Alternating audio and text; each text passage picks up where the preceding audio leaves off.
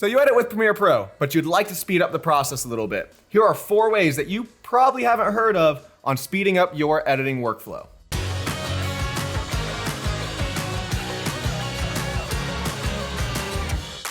Number 1, get yourself a mouse with programmable buttons like this Logitech G602. This mouse comes with 9 programmable buttons that I can easily add keyboard shortcuts to. I can easily switch from my blade tool back to my selection tool. I can copy and paste. I can apply default transition. I can play, I can undo and redo, and I can do all of this from the comfort of my right hand without ever needing to use my keyboard. It definitely takes some getting used to, but once you do, it's a huge speed booster. Number 2, automate to sequence. If you like making quick B-roll sequences, this is your new best friend. First, find yourself an audio track that you like and trim it up to the desired length. So make sure you deselect that audio, hit the M button once to place a marker at the beginning of your sequence, and then go ahead and hit play and hit the M button on the beat of the music.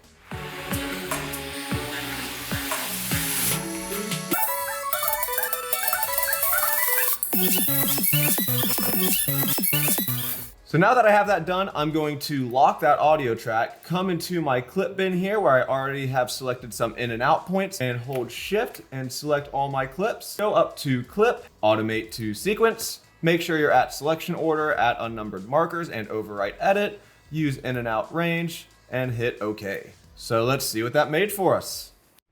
We're doing this, baby!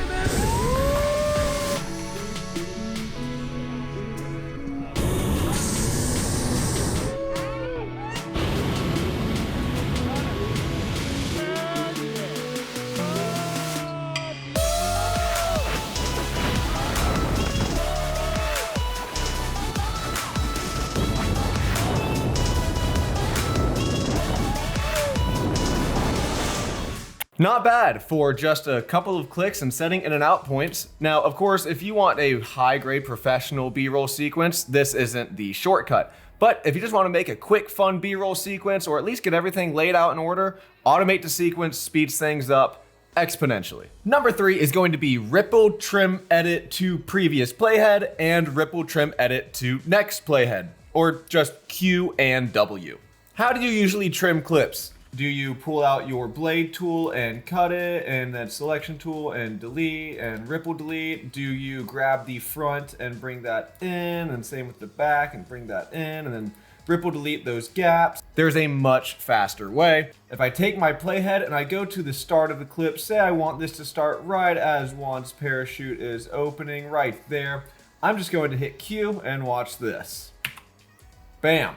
Beginning of clip. Let's say I want to end right here as he's giving me a fun little rock on symbol. I'm going to hit the W for the end of the clip. And now I have the whole entire clip trimmed just how I want it with just hitting those 2 buttons. If your keyboard shortcut is not doing that, go ahead and hit edit, keyboard shortcuts, select the Q and type in ripple trim previous edit to playhead. And then for W, ripple trim next edit to playhead.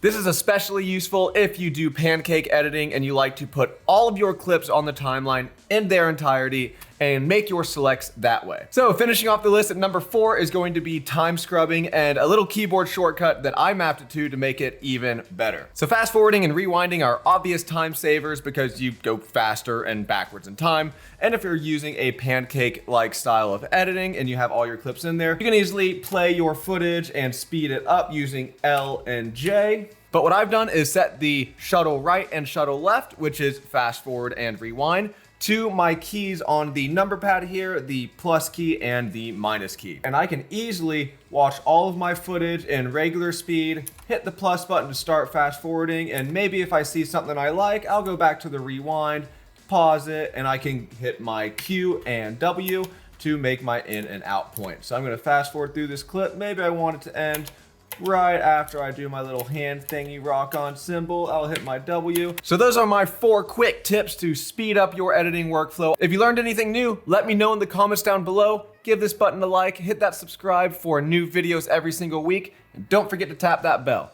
If you have any favorite ways to make your workflow faster, please let us know in the comments below, and I look forward to seeing all of you next week.